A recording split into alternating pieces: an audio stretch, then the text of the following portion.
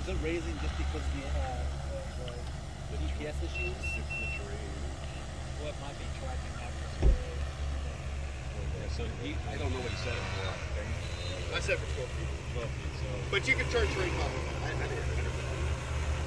So is it coming down to that 12 foot? It's going to stay at that, yes. That's an interesting point too. So what happens is when you give it that pause, like a 3-second pause, it stabilizes not only in the horizontal but also in the vertical. You find your correct altitude that you're trying to get to. It just gives it time to find the right spot.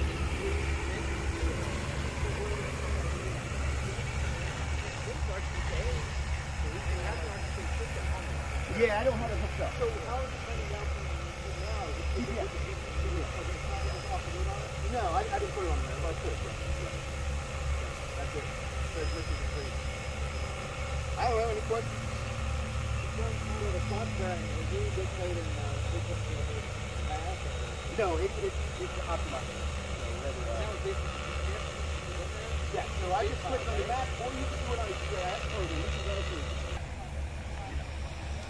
That tank is movable? yes. Take it out, drop it in. Well, no. Bill, I've got somebody you need to talk to. Okay. But mostly You got job done up there. no, one of the counties I'm dealing with.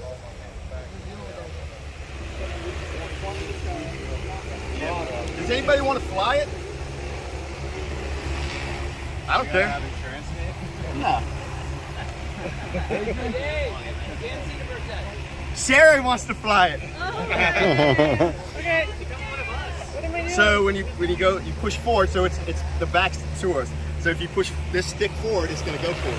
As soon as you let go of the stick, it's going to stabilize. Okay. So we're going to take this off. So that was the spot treatment we just did. So if you want to go left, you're going to pull the stick left. And then as soon as you let go, it's going to hover. If you want to go altitude up, you push up, straight up. Okay. All right. If you want to rotate the drone, so you want to spin around the circle, you left. So left, nose left. Okay. All right. Good luck. We're going up. He's not If you going to want like track. so if you want to spray, Speaking of there you go. I'm sure the Canadian government. So I'm gonna put. now I'm gonna put. This gets a little tricky. So I want you to go out that way. But I don't know which way I'm. Yeah, there you go. Good. So it's nose in. You can see on here it's nose in. So it's pointing towards us. So if you push forward now, it's gonna come at us. Yes. Yeah. Oh, okay. Yeah. I don't think you guys want me So coming at us. yeah.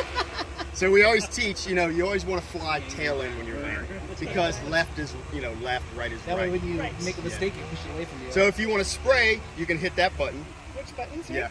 So as it's I'm climbing. just So I went into Oh, why is it going up? it went into battery cutoff. Oh. Yeah. I'm not doing that. No, it's on its own. Oh, okay. That's not me. Yeah, it gave the warning battery. Right, we're done. Okay.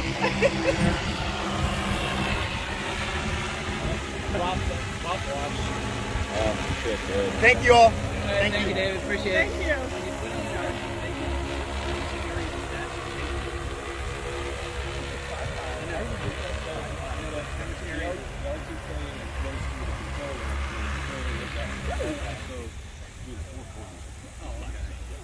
I didn't know. Okay. All right, everybody online. So unfortunately, our YouTube live stream cut out. So now I'm here with David. It's Dilling. Yes, Is that right? Dilling. David Dilling. Yeah, from Leading Edge Aerial Technologies. And I want to find out from you, what are the things, I think the stream actually, I don't know exactly when it cut off. Okay. But Bill might have been talking about what really separates Leading Edge from the pack. So some of the things that, let me just think, I actually know this part did get caught on YouTube. So why don't you tell me what's really distinct about this platform? And Well, I'm going to spin everyone online. There we go. Cool. So this platform is unique in a couple ways. The pump system on here will do anywhere from say 40 ounces, 30 to 40 ounces a minute, all the way up to about 3 gallons a minute, depending on your tips. So we got big pumps, so we can do herbiciding with it, or we can do vector control with it.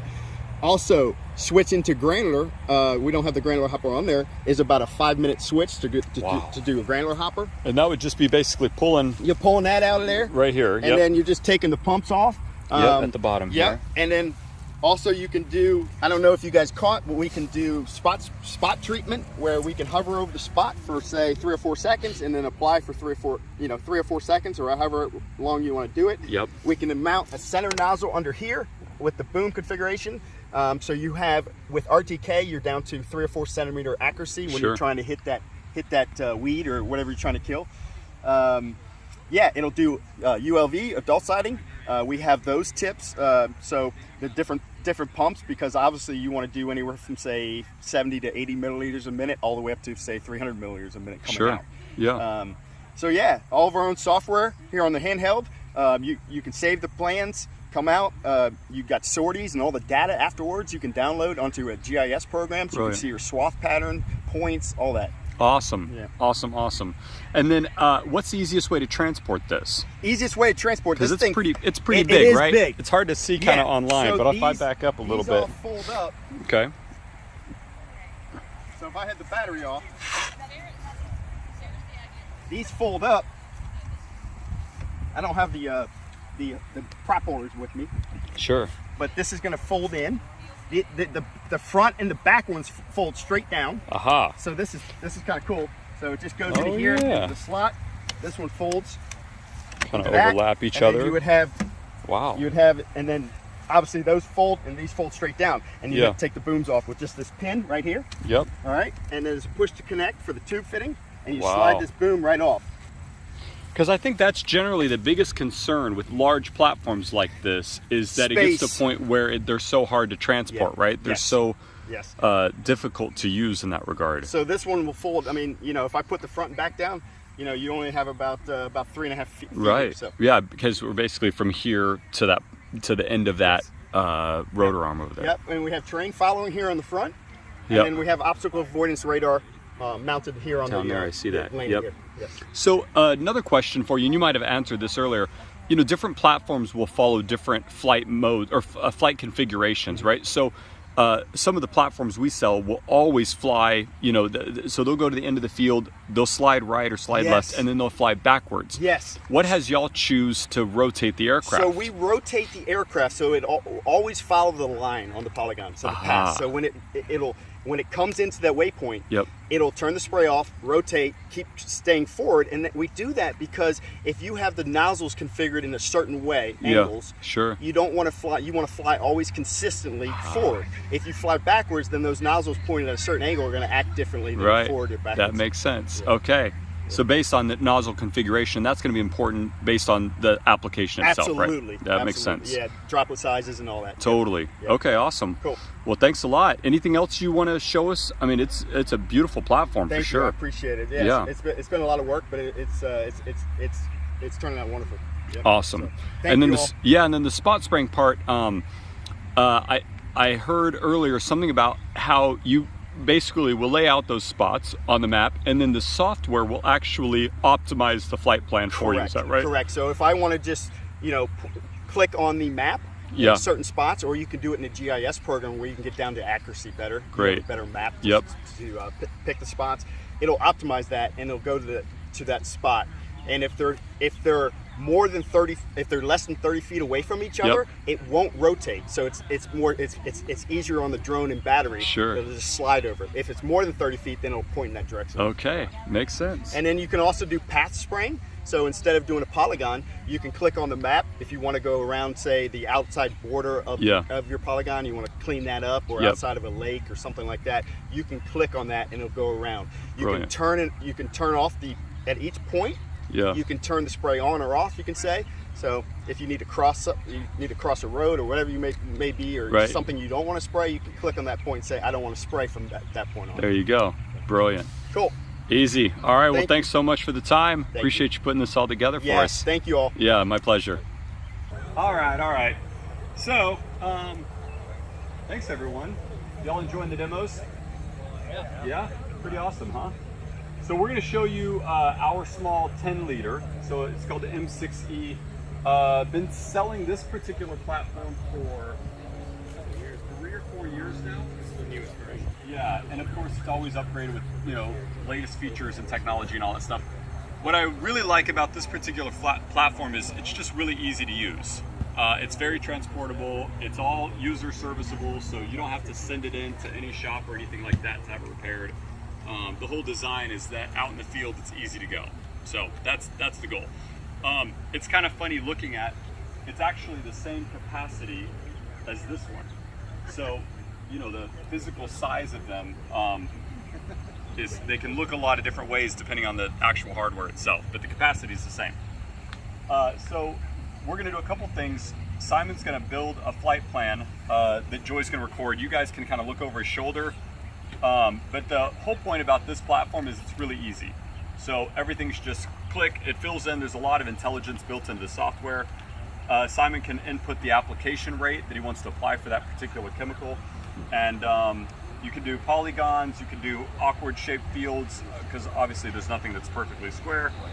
There's also a M+ mode, which is basically like a manual and autonomous mode combined. So in a place where you don't actually have time to map, I think that'll work, where you don't have time to actually map the area, you can actually set your start point, fly the drone, lock the heading, fly the drone to the end of a fence line, for example, and then input how wide you want your swath to be.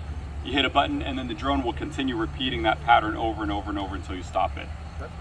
So follows, it uses the benefit of GPS accuracy and the precision, but saves you the time of actually having to map if that's the convenient at that point. And it also allows you to fly around any kind of obstacles. So if you're operating in an area with a lot of trees, like with M+ mode, I could actually fly in between these trees if I needed to. It's pretty cool. So it allows you to fly with the safety of flying manually when you're surrounded by a lot of obstacles, but with the precision of spraying autonomously, because your swath, your application flow rate, and your speed is locked, including your course. So I'll demonstrate both. We'll do an autonomous mission where we're just going to do an area-based spraying, and I'll show you M+ mode as well. Awesome, cool. We're also going to demonstrate the obstacle avoidance. So we're going to pick one of you to go out in the, I'm kidding. We're going to, I'm just kidding. Katie's the newcomer, you're it. So go stand there like this. So we're going to do an obstacle avoidance, just a demonstration with this tree right here. So we'll do that towards the end. Anything else that you want to cover today? I think the flow rate optimization is pretty cool too. So as I mentioned earlier, you just type in the application rate and the software itself figures out exactly how fast it needs to fly to optimize along with the flow rate of the pump. It's pretty cool. And that's all settable based on the nozzle types that you have, because that impacts swath, as we learned from our research. Why don't you walk that around, and that kind of gives people an idea of the obstacle avoidance they can see on the Yeah, you can display actually here. see right now it's picking up the drone behind it, and it's showing me how far away it is. It's set to meters right now, but it's showing us the obstacle behind it, and it's very, very simple to use. You can see occasionally we see something in front of it just because it's the terrain in front of it. When it's flying, it'll go away. But very simple layout. We have our main data information at the top here that shows our GPS status. We have our kind of flight data information here, our altitude, our area applied, our flow rate, our total amount applied, and speed is here. Also the distance from home. We have our FPV video right here in the bottom. You can click on it to expand it and make it full screen. And this is actually our planning page. So if we want to create a new plot, we simply click on this. We have a couple different ways that we can actually create a flight area. You can use a handheld GPS RTK point device. This particular model is not equipped with RTK, but it can be used with the RTK positioning device for really accurate positioning. That means you have to walk the field. You can use the flight GPS, which means I can take off, fly the drone around, and mark points as I'm flying. I can do a map selection, which is simply using Google Maps essentially and selecting by hand on the map, which is actually what I did for today's flight. We did a pretty simple operation, just a rectangle in the middle of the field. There's also a waypoint planning mode. This one's kind of interesting. This one does require RTK to operate, but it allows you to do a three-dimensional flight plan. So for terrorist operations, for example, this is really useful because you can do path missions in 3 dimensions. So it doesn't rely on the terrain following radar. It's actually using RTK for altitude control.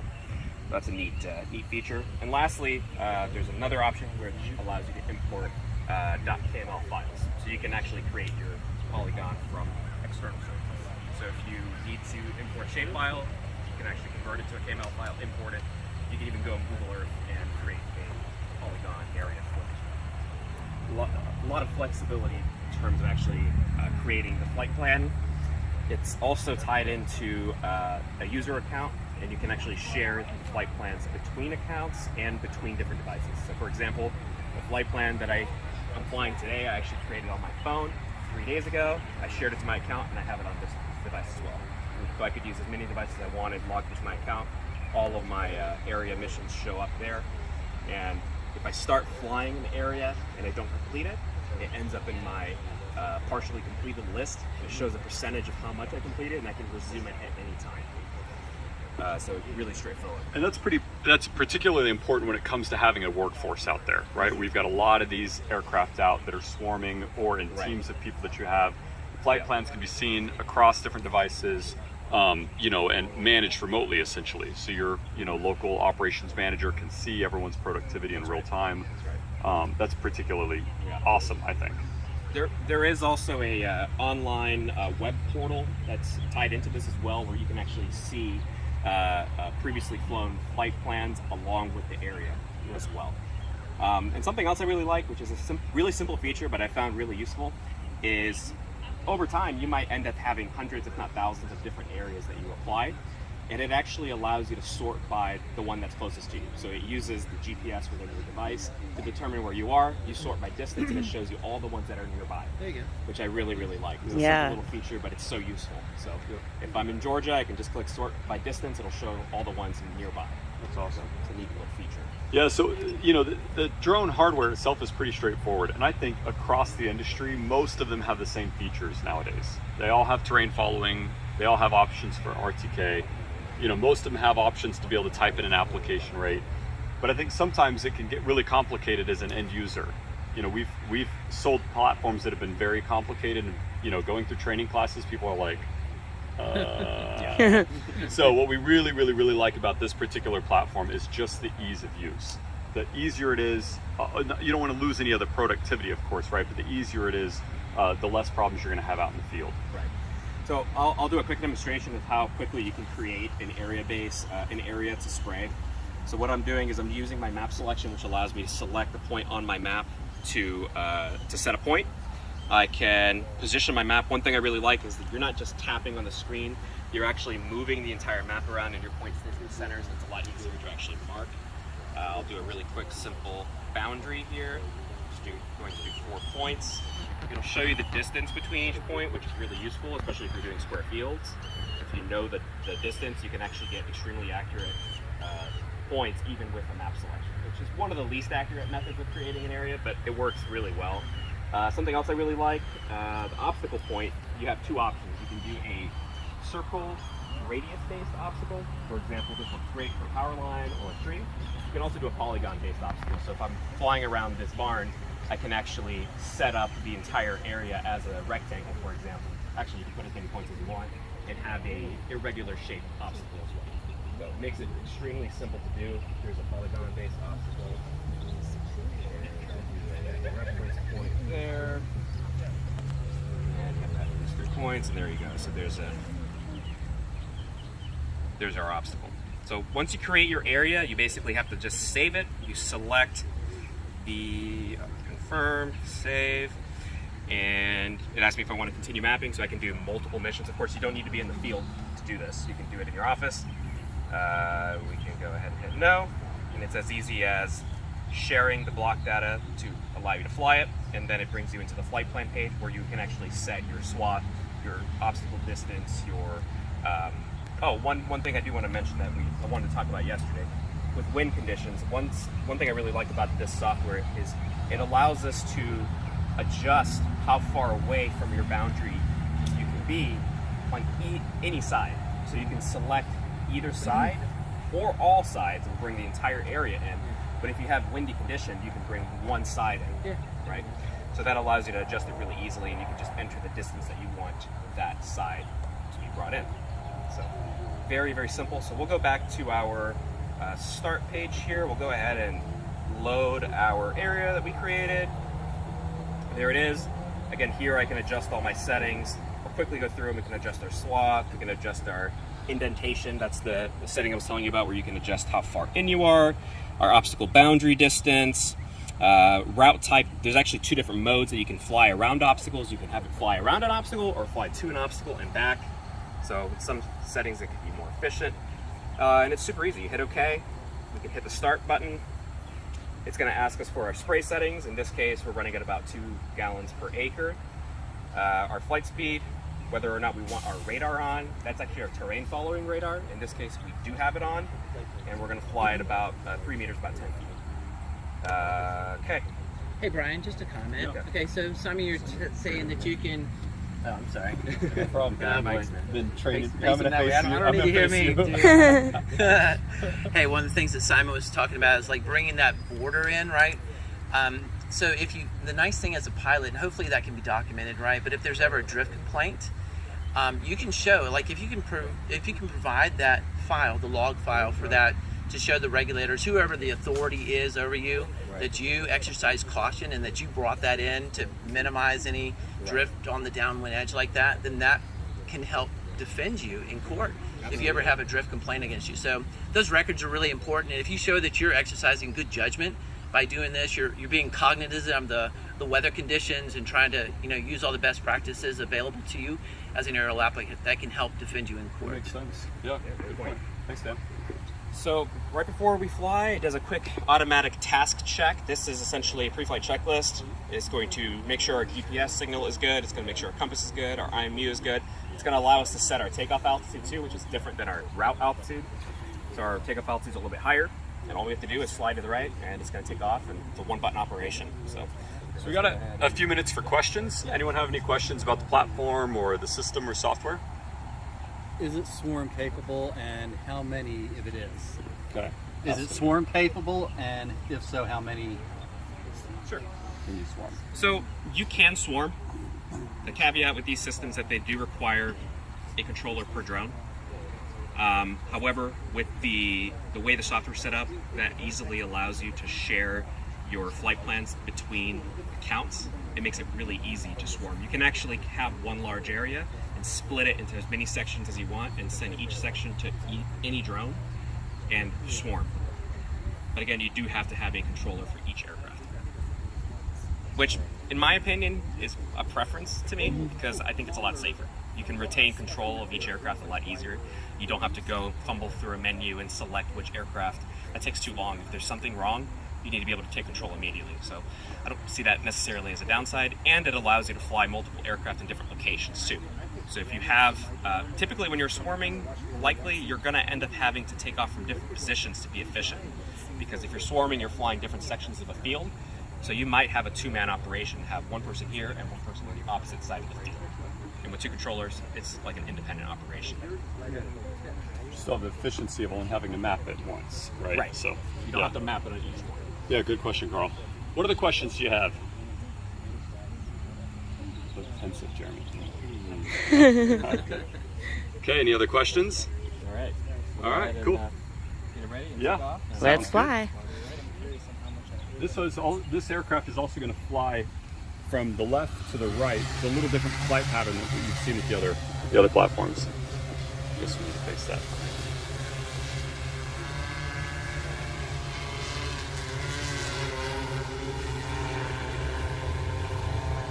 We're going to see it drop down in altitude once it gets to its start point. Got a little piece of grass. Oh yeah, it looked like grass. I saw something fall off. It's just grass. That was the radar falling out. Yeah. I hope not. Look at it kicking up all the grass though.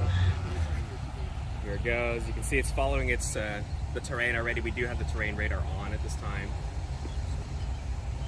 Oh, yeah, we do have the terrain radar on, so you'll see it's going to adjust its altitude as it flies across the field here.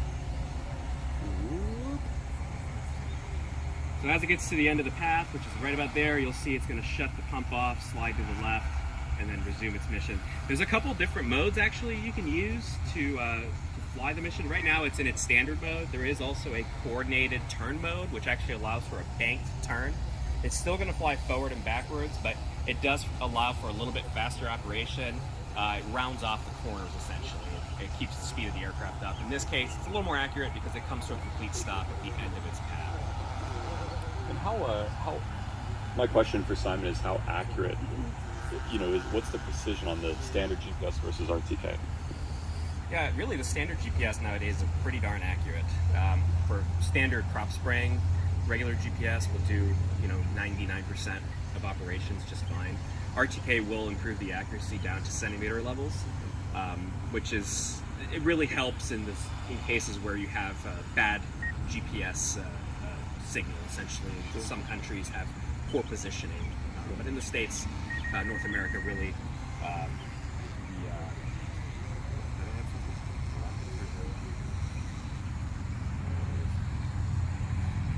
Oh, we accidentally hit pause. Resume. Oh no, I hit it again. Sorry guys. Still learning this new system. It's gonna go back and now resume. There we go.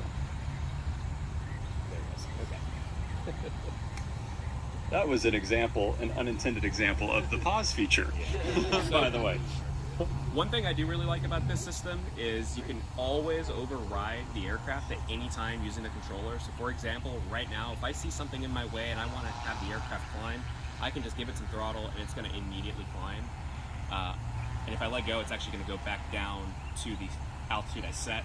But I can actually also manually avoid obstacles, which I think is a really great feature. Obviously it has automatic obstacle avoidance, but if I tell it to go to the right, for example, right now, the aircraft immediately stops, the pump stops, and I can actually fly around an obstacle, for example. And when I go to resume, it actually brings up an option that shows me where I want to resume from. So I can resume from that point forward. So if there was a tree right there, I just went around it manually. Right.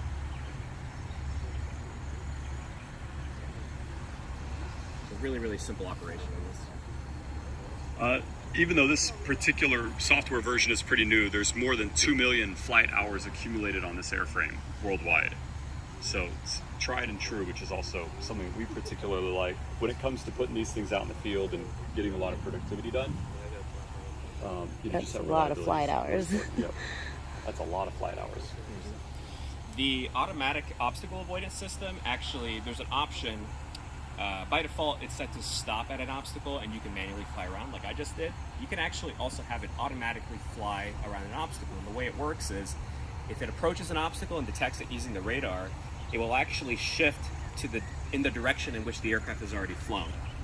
So it knows it wasn't an obstacle there. It'll keep continually shifting in that direction until it no longer sees the obstacle and then continue forward and fly around it. Awesome. All right, why don't we pause the rest of the mission and then let's Go ahead show and them. just hit the return to home here. We'll have Great. it just come a little closer to us. So it's going to, like a lot of other systems, it's going to climb up to a preset altitude. It's going to start flying back towards us. It also sets the tank position in the same direction in which I started, so you can fill it easily. So Brian, is there any need to have an over 55-pound weighter for this model? There's not. There is not. This aircraft is Weighs in under full 55 pounds. Under? I think this one's at 53 pounds. Yeah, Is that right? Right under 55 pounds. Right under 55, fully loaded. All right, so let me, I'll go ahead and take manual control over it. I'm going to bring her down.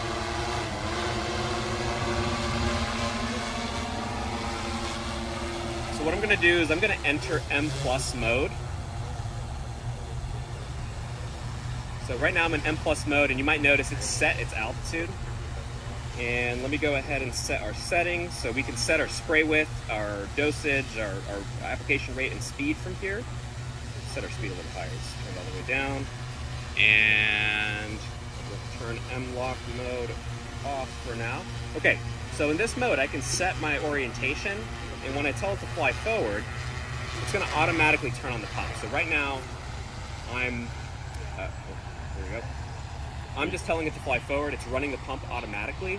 But what's really neat about this is when I stop, of course the pump stops, and there's an option on here. Oh wait, hold on, I didn't enter M+ mode. I was still in the mission. Hang on, I gotta end the mission first. M+ mode. There we go.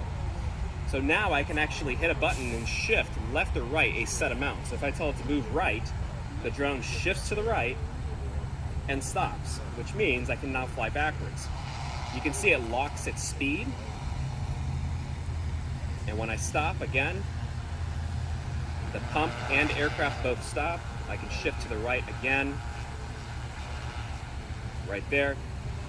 This allows you to do a very precise manual spray operation because your swath is set by the GPS. Along with the flow. Along with the flow rate and speed.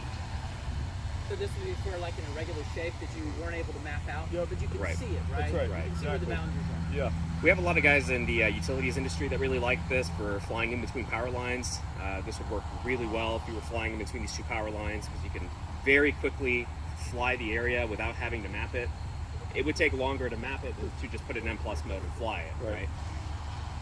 And you can actually see on the track on the tablet here, it's flying basically a perfectly straight line. There's also an option, right now I can still rotate the aircraft if I want to. There is also an option to lock the heading as well. So it gives you a lot of flexibility in that sense. Awesome. Yeah. And then should we, you want to do the obstacle thing? We're just hitting the first. Oh, sorry, can't hear you. Hang on. Hang on, I walk over here. Cool. Why don't you tell people? Yeah. So right now I'm still in M+ mode. I'll do a demonstration with the obstacle avoidance. So I'm going to just fly towards this tree here. You can already hear the controller is alerting me, and now the aircraft has stopped. So I'm telling it to fly full speed into this tree right now, and it's not letting me. The controller is eating away. Okay, what in the world are you doing when you're flying? This speed is a distance adjustment as well. See, it will not let me get into it. There is also a radar on the back. If you are approaching the obstacle backwards, it does the same thing. And it stops. It's not letting me go back anymore. So the obstacle avoidance works quite well. Again, you can adjust that distance as well. And you see here, I'm still in M+ mode, so every time I'm moving, it's spraying. And it's very, very easy to fly manually. I'm not controlling the altitude. Right now, it is following the terrain. As you can see, it is following it up and down. You can see it very well there. Now he's just having fun, you guys. Yeah. And we tried the obstacle avoidance on like a net. Remember that net fence? Right. It can pick up very thin obstacles, and it will pick up a person too. We have not tested that, by the way. I know, right? So Simon was just saying, at the field that we use for our flight testing and demonstrations and stuff in Florida, there's a large net, and it actually will stop at the net, which is pretty amazing. So you can actually see if I come. Oops, sorry. Take my eye out there. If I come a little closer to it, it'll actually start alerting us of us. Already here it started beeping. Might be a little high. There it is. Hey, don't spray my drone. Don't get my drone wet. We'll have it land on its own. Oh, actually, it ran out of water. Why don't you talk about that? Yeah, so the aircraft has a flow meter on board, so it will determine when the tank is empty. Right now, it said, hey, the tank is empty, you're coming home. It will do the same thing, of course, if the battery's low. It will also remember where you left off. So if you're flying an autonomous mission, it's going to resume from where you left off, and you can resume at any time. It's saved within your tablet. One thing I really like about both the G200, the M6E and the G200 is the pump design makes it so that there's really no priming required. There's a little accessory tank on board that makes it that priming's really not necessary. You can fire it on after the tank is empty, and you won't get any skips at all. So it won't suck up air into the pump. Cool. Why don't you show people, talk about the IP, easy decontamination, I think is good. And then why don't we show people? Yeah. Sorry. Thanks, Dan. First, what questions do y'all have? Good demo. Thanks, man. Appreciate that. So I was asking Simon if he can talk about the IP rating for the aircraft itself for easy decontamination, and then why don't we show people how easy it is to, take basically disassemble and pack up. Cool. Yeah. Hey, but don't pack up yet. We want to get a group photo. Okay. Yeah. Okay. Yes, Got it. Good. All right. Yeah. So this aircraft is IP. I think it's 63 or 65. Oh goodness, putting me on the spot. It's IP rated. You can I believe it's 63. Okay, 67. Might be. Yeah. You can hose it off, Yep. right? So it's completely sealed. The entire frame is sealed. The motors can take water. I mean, we've flown this in ridiculous Florida rainstorms for hours at a time with no problems at all. They can handle a lot of wind. They're extremely easy to operate manually, which is something I really like. They're tuned really well. There's been a lot of emphasis on having it operate great autonomously, but also flying manually, because we have a lot of customers that do almost 100% manual operations. So having that M+ mode, which controls your flow rate, the heading and the speed of the aircraft, along with the altitude, but allows you to be in control, is really important to our customers. So I think that's one of the top features of it. And of course, like Brian said, not only is it really small, you can actually put this not in the back of a truck, but in the back of a trunk of a sedan. It's so small when it's folded up. It's really easy to transport. It folds down and locks the arms in place, and it only takes about 30 seconds to set up. You lift the arms up, they lock into place automatically, you slide the battery in and plug it in. That's all you have to do. So very, very short time to actually get it set up. And let's see, anything else you can think of, Brian, about this system? If y'all look in the back of that SUV, that's a Toyota RAV4 to give you a size, and that's a 16 liter. So that's the M6E's big brother, so to say.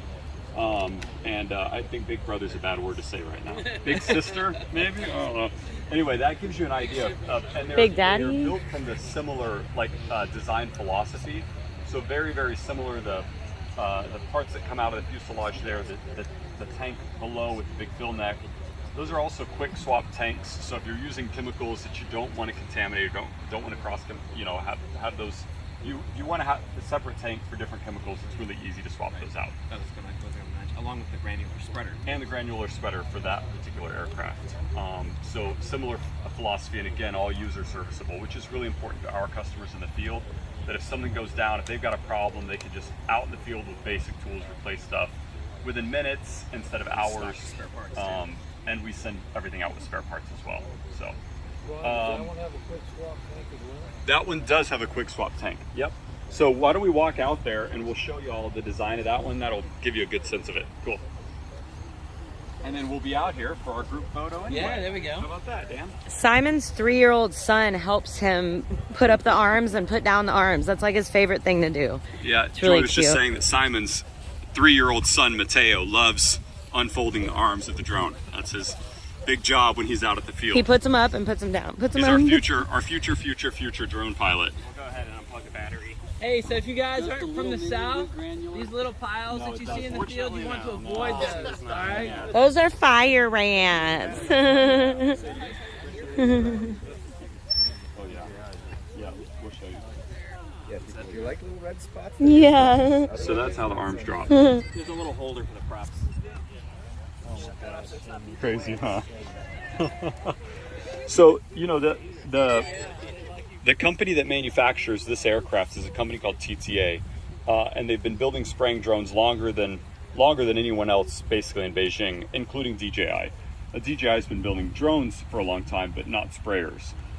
So TTA's taken a lot of those millions of flight hours out in the field and have designed a system that's really, really, really optimized to be used. Yeah. So it's all those little things that people hate about this platform or that platform, and we share a lot of feedback from our customers all over the world as well, to get to a point where you can really build an applicator's drone, right? A drone specifically for applicators, really designed with that intention in mind. Both the easy decontamination, the large fill neck, the quick swap tank, the motor arms to replace on this is literally one bolt. One bolt here, you disconnect it, you can swap it in about 30 seconds. And it's just a plug.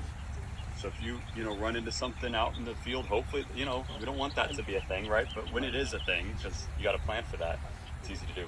And one last thing I want to mention, something that I really appreciate about both these models, the bigger one and the M6E, is, like Brian said, they are designed to be serviceable by the end user. So swapping an arm is a 30-second affair. It's not only that, but it's designed, we know mishaps happen with drones. It happens, you might have a hard landing or two. And the whole aircraft is set up to be, basically protect the main frame, which is the most critical part of the aircraft. So if you have a hard landing, the arms are designed to fold down. The landing gears have a little breakaway section, so if you land too hard, it will actually break the landing gear without breaking the frame. Along with the same situation with the design of the motor arm joints. So they're really tough. I mean, these are all over the world. I mean, we have a gentleman in Uganda that flies, in Ghana, that has a fleet of 10 of these that they operate in just the harshest conditions you can imagine, and with zero maintenance at all for years and years and years and years, with never having to touch them. They just work. The pictures, the pictures and videos that we get from this guy, we're like, what is that thing? It's like this thing covered in mud and dirt and all sorts of stuff. And then we're just like, oh, those poor drones. Yeah. But yeah, they're really just fabulous little machines. And then sometimes technical things happen, right? Because it's got flight controllers and GPS, a lot of pretty incredible stuff that's in that fuselage there. The entire drone can be, if we got someone out in the field and they've got to get a project finished by the next day, we can literally overnight them just this piece right here, right? So that replaces literally all of the electronics, in one swap out. And it would take, I don't know how long it would take to take off those, it would take 10 minutes to take off the motors, right? Put the new frame on and you're good to go. So pretty cool stuff. All right, so what questions do y'all have? How's your parts availability? I'm going to have you say it again. Parts availability, consumers in Chinese, Yeah. like pretty available? Yes. From you go online and get them?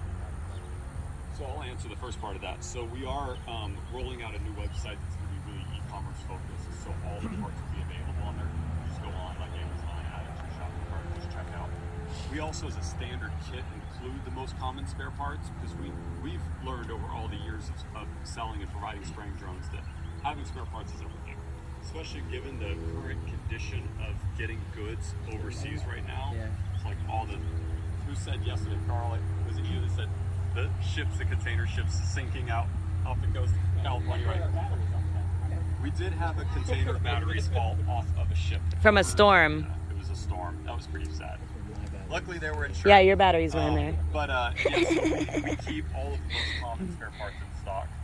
Sometimes we run out. It just really depends. But we've really changed our business model to have that be as in stock and have customers have them in hand as soon as possible, basically.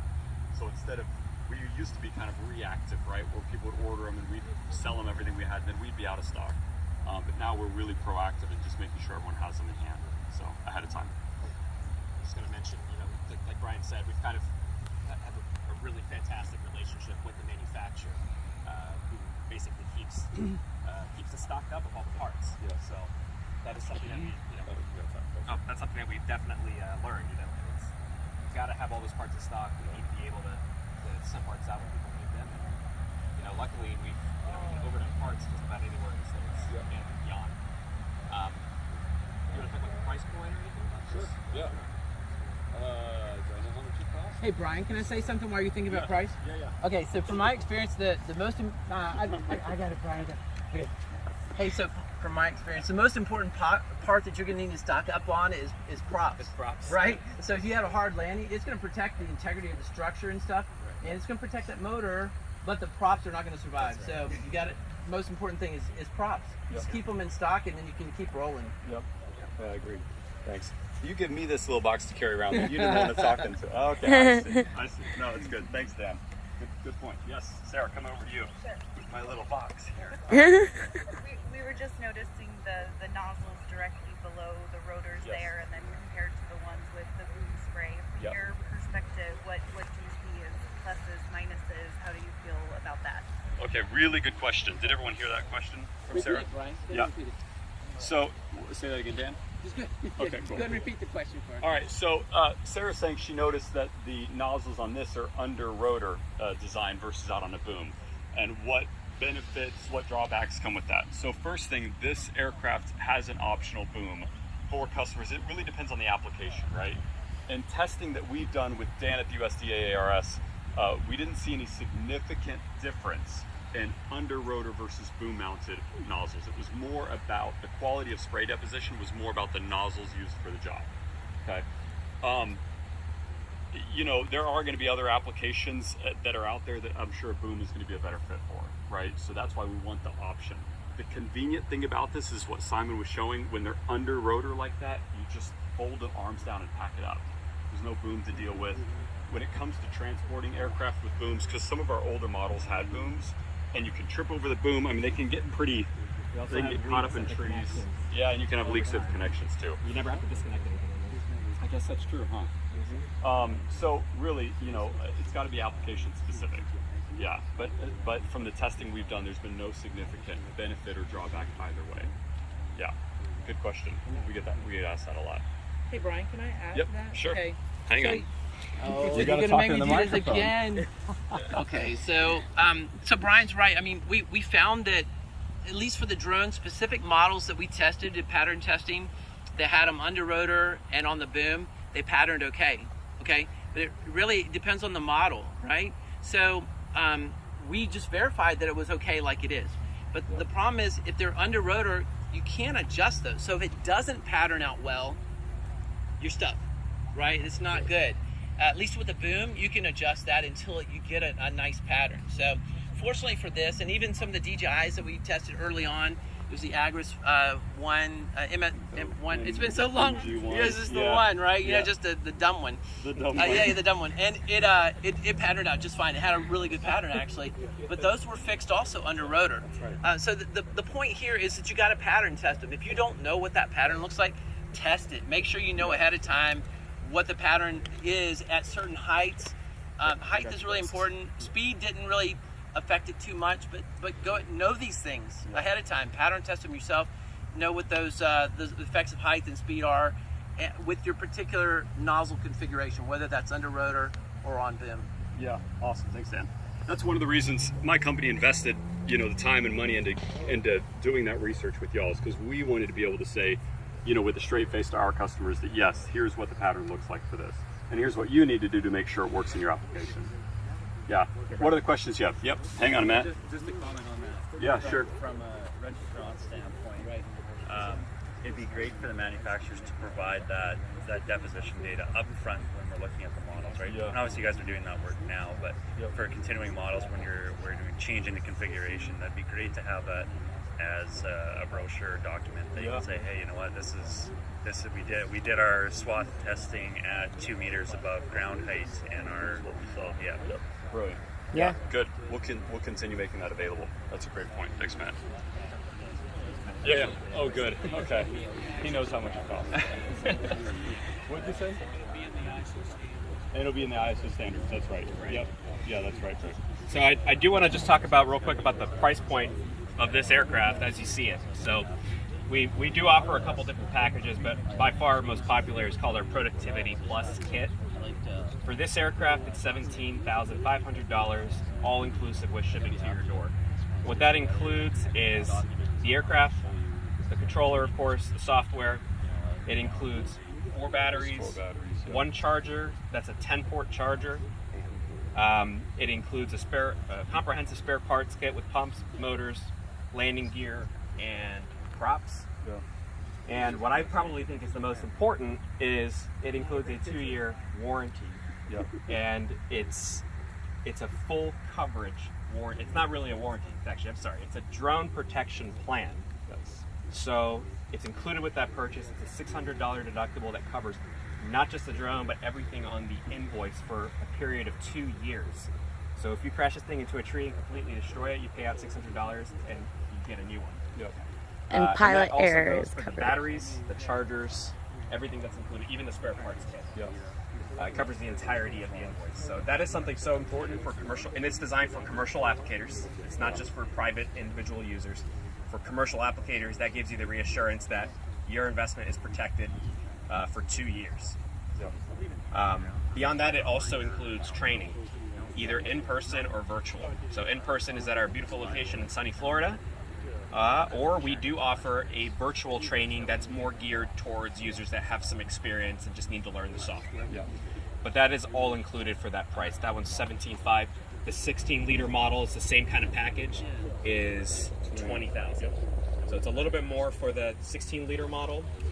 We do also offer FAA processing services for both under 55 pounds, like this, and over 55 pound systems. Yeah. Cool. No, I think that's great. All right. Any other questions? Yep. Sarah, coming back to you. Sorry, I have another nerdy question, but what does this could be for anybody, but what does the calibration step look like for you guys? Just making sure that you know that the nozzles are working well, that you're going to get the application pattern, and it could be with this, it could be with the boom. I'm just curious in general. Yeah, generally litmus paper, right? Water sensitive papers are going to be the best test out in the field. That's really going to be it. You'll do a flow calibration with cups underneath each nozzle to check flow rate first, and then water sensitive papers. Dan, you suggest anything in addition to that? So, I mean, it's a really good question. Ed and Pressure I were just gauge. talking about And a that. pressure gauge. That's great.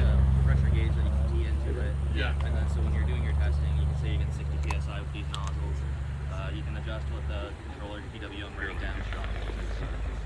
Yeah, just again, the feedback that everybody uses for sprayer output in North America is pressure. Pressure and speed are your fundamentals of spraying. So nobody wants to put a pressure gauge on the drone when it's flying from a manufacturer's point of view. We have basically duct tape one to it and a GoPro. And, you know, Same exact frame that you have. Yeah, Adrian has one of these. Yeah. So yeah, there's no feedback in saying this is your pressure. It will give you your flow. You can calibrate that. But again, from the research point of view, you know, you want to make sure that you're getting that when you're calibrating. So that's, you can go to like any hydraulic industrial supply place, buy a little gauge. You can buy the same kind of push-in fittings, and then just run your pumps when you're calibrating. Make sure you're getting 60 psi or whatever you set it to, and then you'll compare it to your nozzle charts, and then you can go and spray. Awesome. Thanks. Cool. Dan, did you want to add anything to that? Yep. Okay. Thanks, Brian. So Sarah, that was a really good question, and it's so Adrian hit part of it. You know, knowing what your pressure is, and then doing your flow rates. You can stick cups underneath the nozzles at whatever pressure it is, and you can verify the manufacturer's flow rates. It's always good to do, right? Especially if you use this commercially a lot.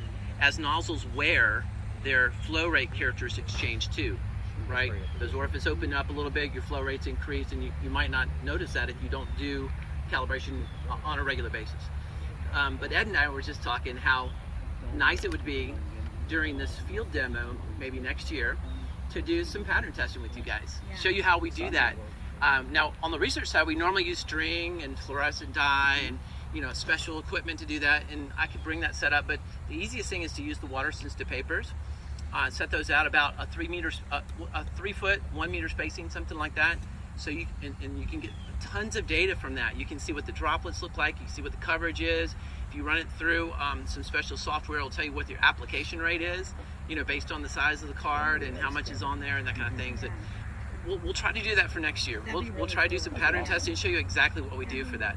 But yeah, that pattern testing is very important to do, especially when you first get a drone like this. Let's do it. And that's in Costa Rica, I'll talk to the planning. Yes, Costa Rica, Dominican Republic. Yeah. Let's bring those. We haven't figured the next location. Paradise. Fluorometer thing that you designed. Yeah. Well, and we have the breast cancer awareness drone from the last time Dan did some pink testing. Susan Buchanan drone, which is what we used for testing with pink dye in it. The whole thing is pink now. It dyed our tubes pink and everything. I like we have it, but not been able to sell it. You might not be surprised. No. All right, what other questions y'all have? Okay. All right, I'm not seeing any. Yeah, going once. Wow, Dan, we nailed it on time today. 2 minutes. Hey, lunch is ready too. So. Yeah. We're gonna do a group photo. Yep. And then we'll go back down to the Quonset hut for lunch. You guys want a drone group photo? Yeah. yeah, we should do aerial view. You have both. Yeah, we're gonna get a nice picture there. We'll do an aerial. We should do both. And then why don't we? Let's see. We've got leading edges there. Why don't we put all the drones together here, and we can stand in front of it. Yep. With them all behind us. Yep. Yeah, I like it. Cool. All right. Thanks, everyone. Thank you. Woo! Thank you.